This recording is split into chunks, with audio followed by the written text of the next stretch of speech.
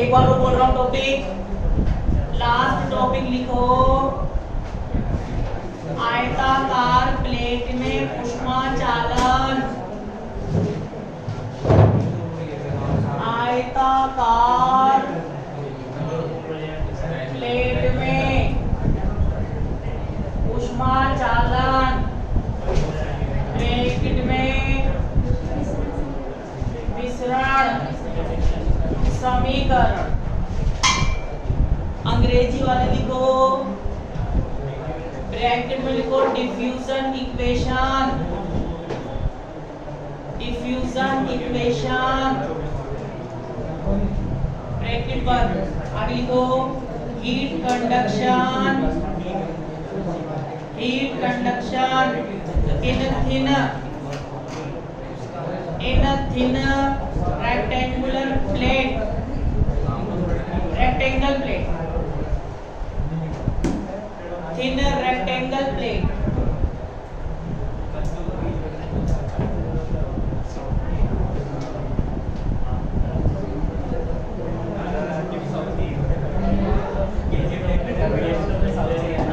आप सुनो,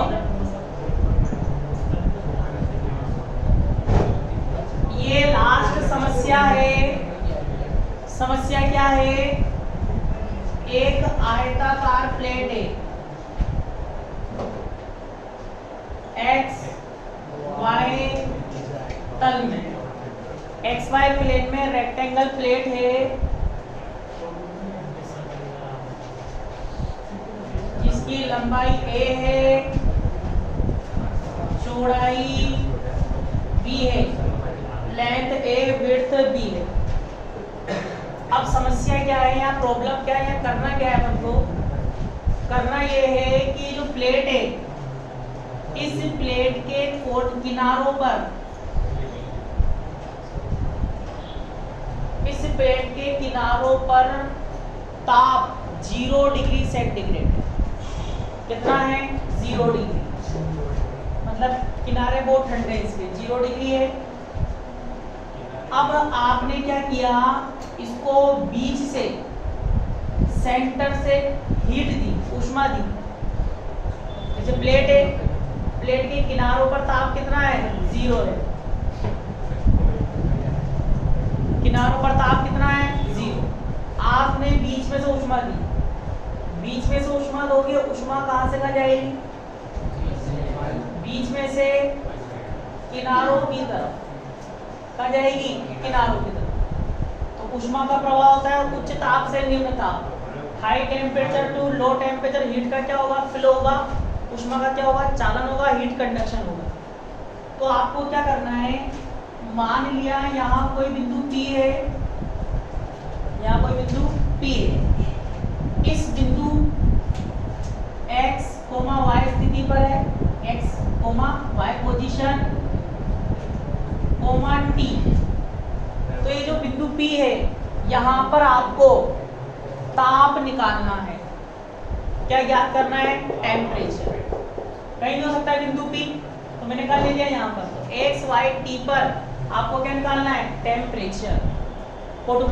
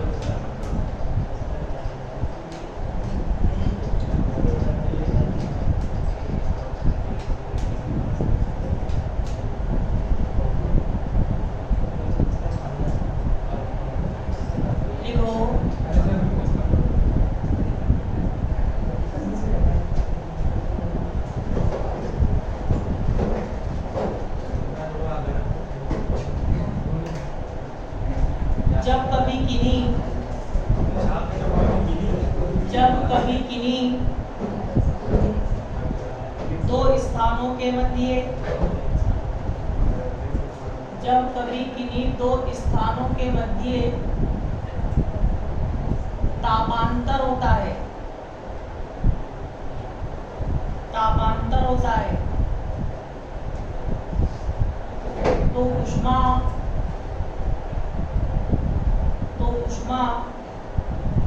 उच्च ताप वाले स्थान से, तो ऊष्मा उच्च ताप वाले स्थान से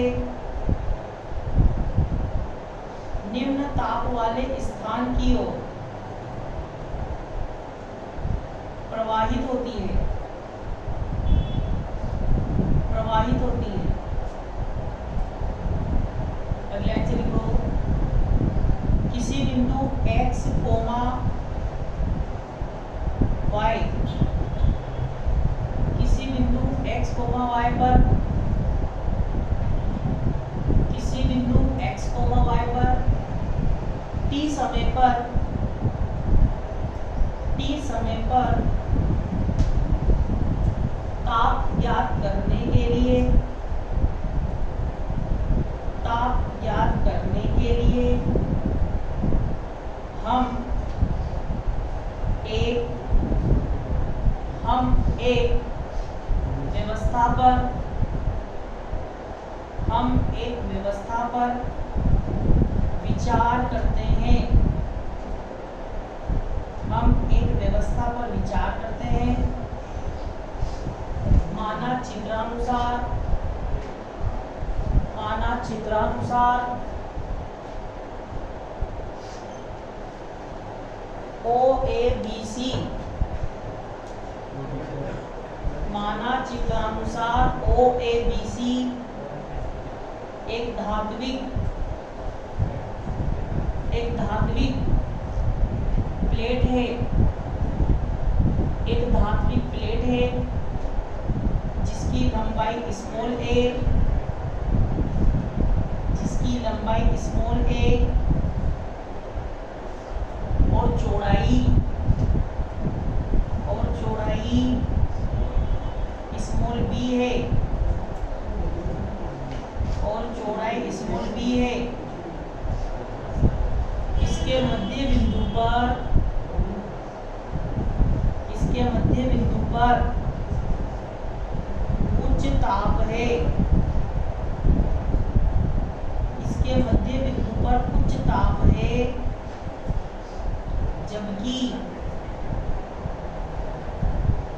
जबकि किनारों पर, जबकि किनारों पर ताप शून्य है, ताप शून्य है। अतः ऊष्मा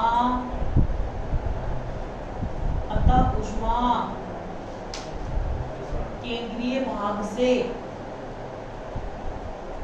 अतः ऊष्मा केंद्रीय भाग से किनारों की ओर, केंद्रीय भाग से किनारों की ओर प्रवाहित होती है, प्रवाहित होती है। अगले से लिखो, बिंदु x, y पर t समय पर, बिंदु x, y पर t समय पर ताप ज्ञात करने के लिए, ताप ज्ञात करने के लिए हम विसरण समीकरण का उपयोग करते हैं, विसरण समीकरण का उपयोग करते हैं, जो निम्न है, जो निम्न है। अंग्रेजी वाले लिखो,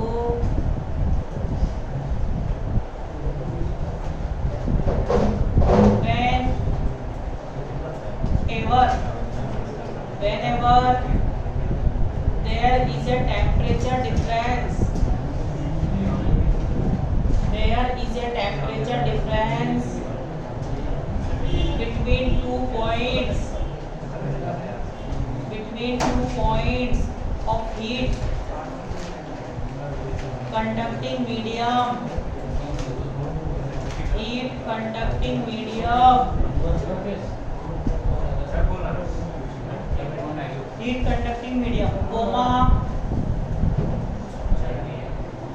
comma heat flows from higher temperature to lower temperature.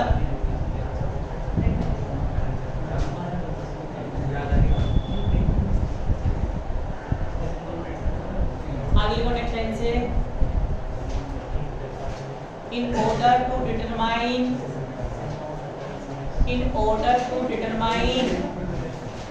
the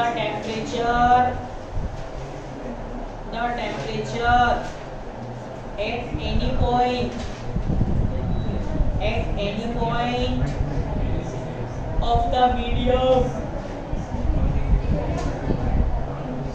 at any point of the medium at time small t,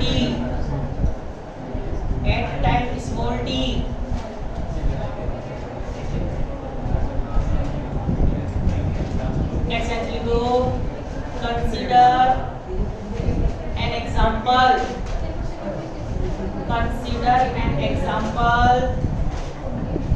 of heat flow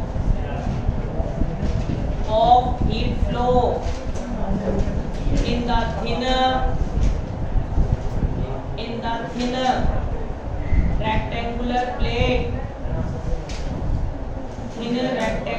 plate of length small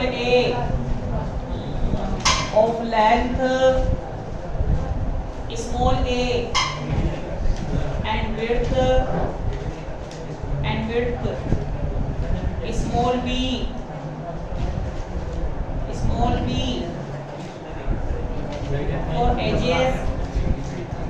for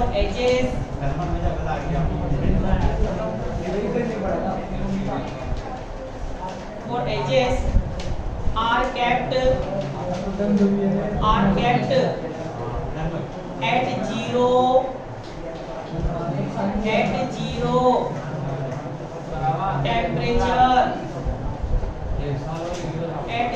temperature.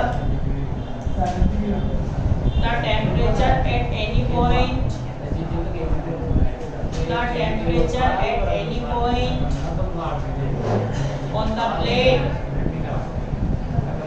the plate is not zero in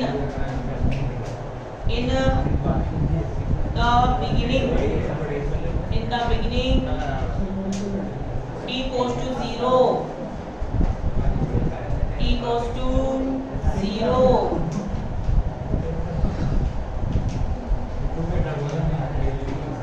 अब देखो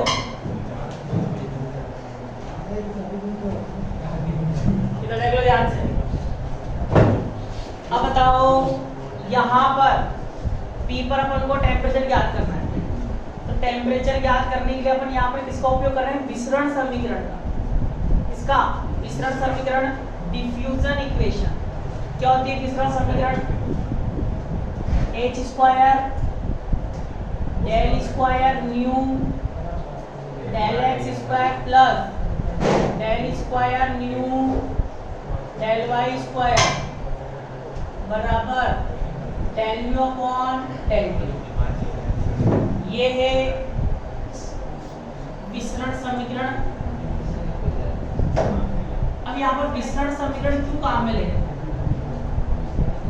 क्योंकि बताओ यहाँ विसरण किसे कहते हैं? जब जो कण होते हैं, पार्टिकल जो होते हैं उच्च सांद्रता से, गतिमान होते हैं निम्न सांद्रता की, इस घटना को क्या बोलते हैं? विसरण बोलते हैं। तो यहाँ भी विसरण जैसी घटना हो रही है। बताओ ऊष्मा कहाँ से कहाँ जा रही है? मध्य से अपन हीट दी, किनारों पर टेम्परेचर कितना है? 0। मध्य से आप हीट दोगे तो ऊष्मा कहाँ से कहाँ जाएगी? मध्य से सेंटर से किनारों की तरफ। ठीक है, तो यहाँ भी उच्च ताप से निम्न ताप हो जाए, तो यहाँ पर भी सेम कौन सी घटना घटित हो रही है? विसरण के जैसी। तो फिंग नामक वैज्ञानिक ने ये इक्वेशन दी, इसको क्या बोलते हैं अपन? विसरण समीकरण। अब यहाँ पर न्यू क्या होता है? न्यू वो होता है जो राशि बदल रही है। अब इसे मान लो अगर कणों की बात चलती है, कण उच्च सांद्रता से कहाँ जाते हैं? निम्न सांद्रता की ओर। पार्टिकल कहाँ जाते हैं? हाई कॉन्सेंट्रेशन तो लो कॉन्सेंट्रेशन, तो न्यू क्या बन जाता है? एन बन जाता है। ठीक है, ऐसे अपन को यहाँ क्या ज्ञात करना है? टेम्परेचर ज्ञात करना है। तो अपन किसका उपयोग कर रहे हैं? विसरण समीकरण का। Equation number 1। तो टेम्परेचर ज्ञात करने से पहले परिसीमा देखो, परिसीमा क्या क्या है? दी गई समस्या में ये आपको डायरेक्टली लिखनी पड़ेगी, याद नहीं पड़ेगी। दी गई समस्या में निम्न परिसीमा है। बताओ पहली परिसीमा, दूसरी परिसीमा, तीसरी परिसीमा। x बराबर 0 पर बताओ न्यू, यहाँ पर क्या ज्ञात करना है अपन को? टेम्परेचर। तो न्यू मान लेता हूँ। टेम्परेचर का ज्ञात करना है x, y और t पर। भाई चाहो तो इसको t के रूप में भी लिख सकते हो। अगर टेम्परेचर आप t से दर्शा रहे हो तो यहाँ कैपिटल T कर सकते हो।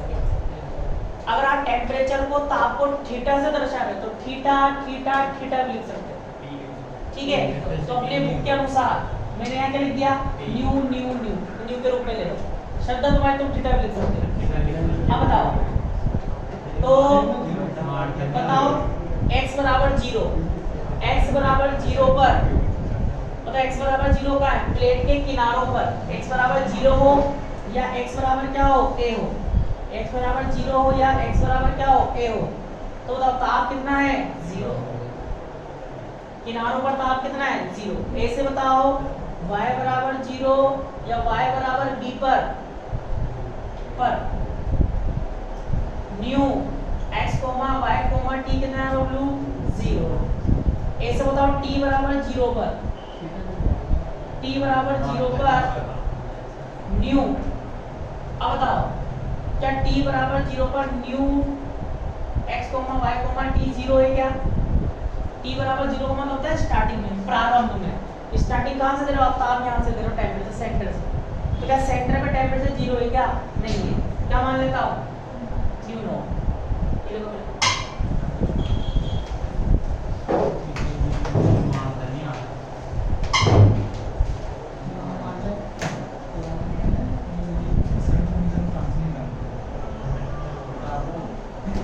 क्या ये वाली याद रखनी पड़ेगी।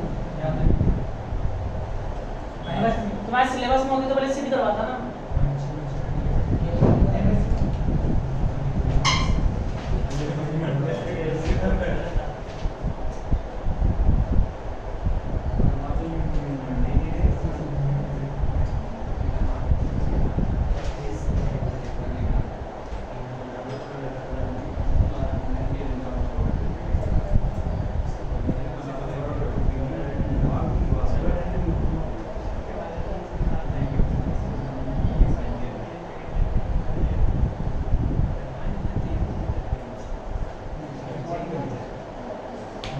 अंग्रेजी लिखा है यहाँ पर गिवन बाउंड्री कंडीशन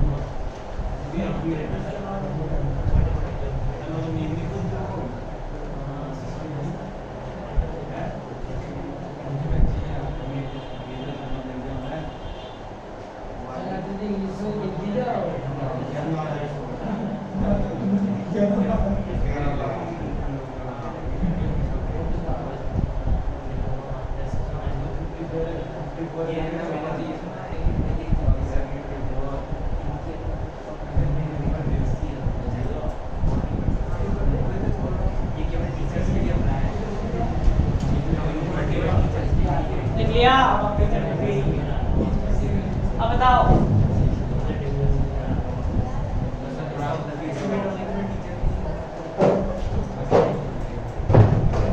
अपने ध्यान से देख लेना। अब बताओ तब चर पृथक्करण विधि से बताओ न्यू एक्स वाई टी का फंक्शन है, तो nu X comma Y comma T का फंक्शन है, तो उसके कितने सॉल्यूशन होंगे? 3। एक का मान लेता हूँ x x y y t t, equation 2। 3 मान लिए एक्स एक्स वाई वाई और टी टी। बताओ ये मान यहाँ रखूंगा तो x है तो x अंदर रहेगा, y और t कहाँ जाएंगे? बाहर। एक बार यहाँ रखेंगे तो y अंदर रह जाएगा, x t बाहर। यहाँ रखेंगे तो t अंदर रहेगा और x y बाहर। बताओ क्या लिखेंगे? Put equation second in equation first, h square.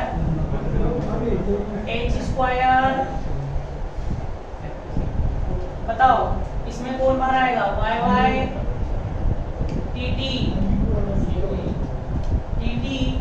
और क्या है?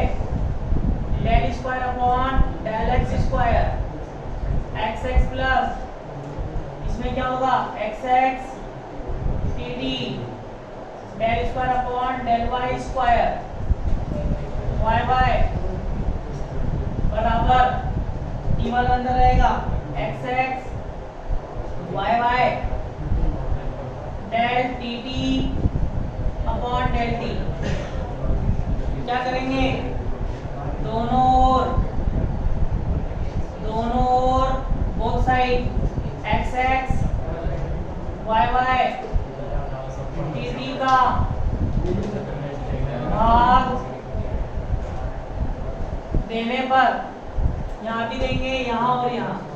बताओ वाई टी से वाई टी कट जाएगा, h square 1 upon x x जाएगा, del square x x upon del x square, x t cut जाएगा 1 upon y y del square y y del y square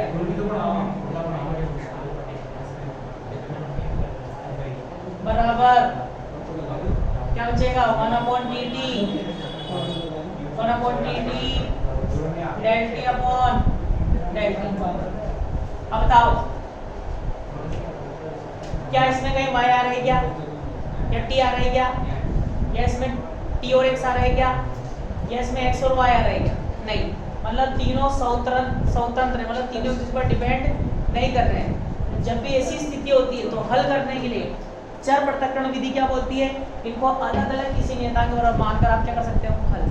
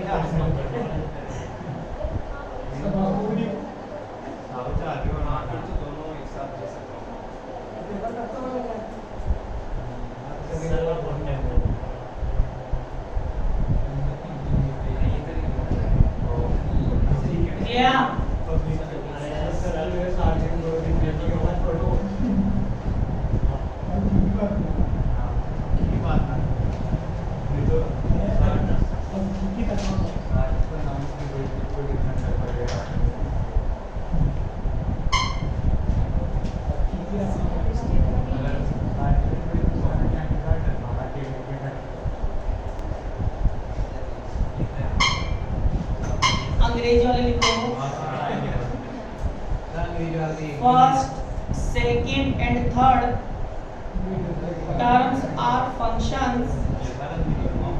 First, second and third terms are functions of independent variables x, y and t. X, y and small t separately, therefore they will be equal to some constant SOAP, some constant. Suppose they are equal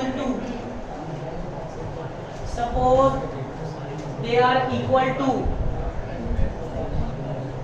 ये लिखो minus k1 square minus k2 square minus theta upon h square. Hindi वाले लिखो उपरोक्त समीकरण का प्रथम पद x का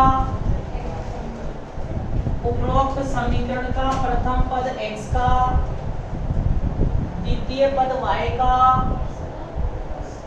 उपरोक्त समीकरण का प्रथम पद x का, द्वितीय पद y का और तृतीय पद minus theta upon h square. तृतीय पद t का फलन है।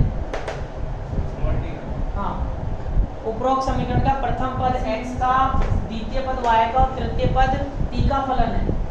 अतः ये तीनों अलग अलग किसी नियतांक के बराबर होंगे। अलग अलग किसी नियतांक के बराबर होंगे। माना या नियतांक लिखो minus k1 square minus k2 square minus theta upon h square है।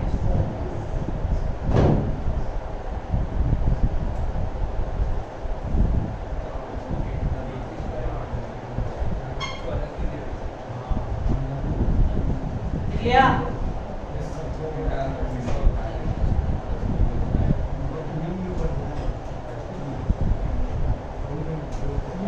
अब बताओ प्रथम पद को किसके बराबर करूंगा? 1 upon xx del square xx del x square minus का k1 स्क्वायर क्या हो जाएगा? Del square xx upon del x square, ये उधर जाएगा इधर आ जाएगा, प्लस k1 स्क्वायर xx बराबर 0। अतः इसका हल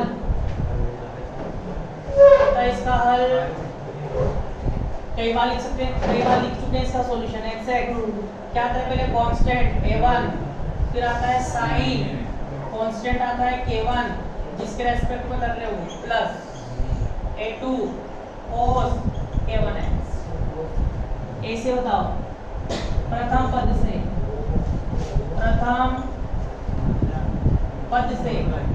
फ्रॉम फर्स्ट टर्म, द्वितीय पद से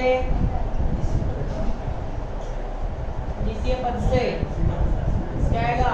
1 upon yy del square yy del y square minus का k2 स्क्वायर, उधर जाके इधर लेके आओ,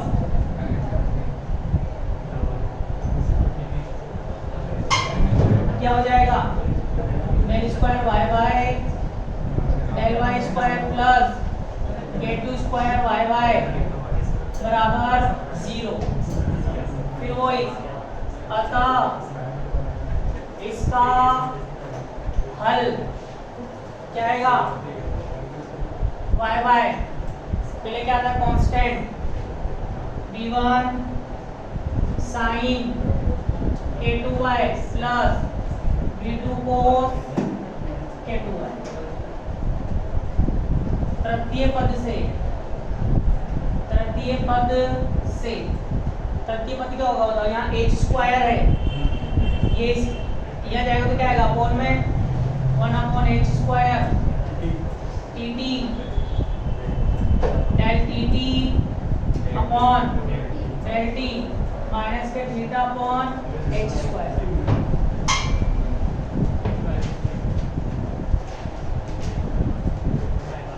h स्क्वायर से h स्क्वायर की तो del tt upon del t minus k theta tt, इसको क्या लिख सकते हो del tt minus theta del t। इसको उधर लेकर आ गया, इसको उधर लेकर। अपन को क्या चाहिए, टेम्परेचर tt चाहिए। क्या करते हैं, समाकलन करने पर बताओ क्या हो जाएगा, log tt, इसका क्या होगा minus k theta t plus constant आएगा, अनिश्चित समाकलन है log बेस c। इधर लेकर आ जाए, इसको तो लाएंगे क्या हो जाएगा log tt minus log c minus k theta t log m minus log n क्या होता है, log m बटा log n tt upon c minus k theta t, log उधर जाएगा तो tt upon c minus t की power minus theta t, tt बराबर c की पावर माइनस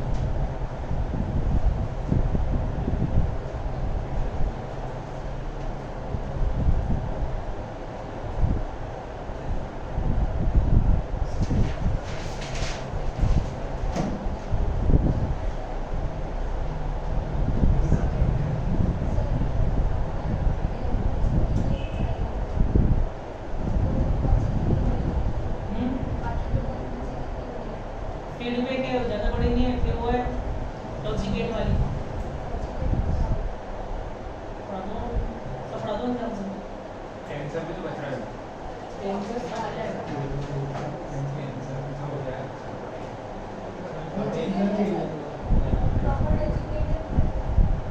लॉजिकेट है और वो संख्या पद्धति, दियादारी, ये सब।